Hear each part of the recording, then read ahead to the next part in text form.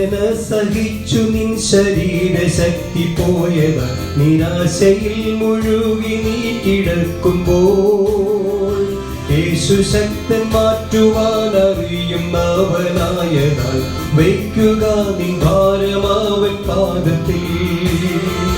വേദന സഹിച്ചു നിൻ ശരീരശക്തി പോയതാൽ നിരാശയിൽ മുഴുകി നീ കിടക്കുമ്പോൾ. ദൈവനാമത്തിന് മഹത്വമുണ്ടാകട്ടെ.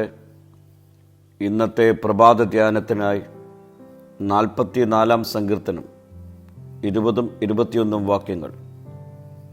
ഞങ്ങളുടെ ദൈവത്തിൻ്റെ നാമത്തെ ഞങ്ങൾ മറക്കുകയോ ഞങ്ങളുടെ കൈകളെ അന്യദൈവത്തെങ്കിലേക്ക് മലർത്തുകയോ ചെയ്തിട്ടുണ്ടെങ്കിൽ ദൈവം അത് ശോധന ചെയ്യാതിരിക്കുമോ?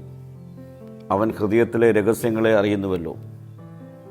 കഷ്ടതകൾ വരുമ്പോൾ പലപ്പോഴും നാം ദൈവത്തെ കുറ്റപ്പെടുത്തുന്നവരാണ്. എന്നാൽ ഇവിടെ സങ്കീർത്തകൻ പറയുന്നത് കഷ്ടതകൾ ഉണ്ടെങ്കിലും ഞങ്ങൾ നിന്നെ മറന്നിട്ടില്ല എന്നാണ്. വിശ്വാസം പരിശോധിക്കപ്പെടുന്നത് വേദനകളുടെ മധ്യത്തിലാണ്. പണം, അധികാരം,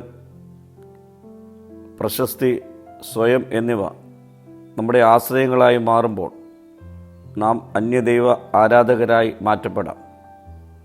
ഇവിടെ സങ്കീർത്തകൻ നമ്മെ ഓർമ്മിപ്പിക്കുന്നത് ഹൃദയത്തിലെ രഹസ്യങ്ങൾ അറിയുന്ന ദൈവം നമ്മുടെ പ്രവൃത്തികളെ ശോധന ചെയ്യാതിരിക്കുമോ എന്നാണ്. മനുഷ്യർ നമ്മുടെ വാക്കുകളും പ്രവൃത്തികളും കാണുമ്പോൾ ദൈവം നമ്മുടെ ഉദ്ദേശങ്ങളും നമ്മുടെ ചിന്തകളും നമ്മുടെ മറഞ്ഞിരിക്കുന്ന സ്വഭാവങ്ങളും അറിയുന്നു. ദൈവത്തിനു മുമ്പിൽ ഒന്നും മറവല്ല. അവൻ്റെ മുൻപിൽ ഒന്നും അഭിനയിക്കുവാനും കഴിയുകയില്ല. ദൈവം എല്ലാം അറിയുന്നു എന്നത് ഭയപ്പെടുത്തുന്ന സത്യമല്ല. വിശ്വാസികൾക്ക് അത് ആശ്വാസം നൽകുന്നതാണ്. കാരണം നമുക്ക് ന്യായം ലഭിക്കാതിരിക്കുമ്പോഴും നാം തെറ്റിദ്ധരിക്കപ്പെടുമ്പോഴും നിശബ്ദരായി വേദനിക്കുമ്പോഴും ദൈവം നമ്മെ അറിയുന്നു. അവൻ നമ്മെ മറക്കുകയില്ല. പ്രിയമുള്ളവരെ, മനുഷ്യരുടെ മുൻപിൽ നാം വിശ്വാസികളായിരിക്കാം. എന്നാൽ ദൈവത്തിന് മുൻപിൽ നാം ആരാണ്? നമുക്ക് നമ്മിലേക്ക് തന്നെ ഒന്ന് തിരിഞ്ഞു നോക്കുന്ന അനുഭവമായി ഈ പ്രഭാതത്തെ രൂപപ്പെടുത്താം. പ്രാർത്ഥിക്കാം. കർത്താവേ, നിൻ്റെ മുമ്പിൽ സത്യസന്ധതയോടെ ജീവിപ്പാൻ എന്നെ ഒരുക്കണമേ. മഹത്വം നീ എടുക്കണം.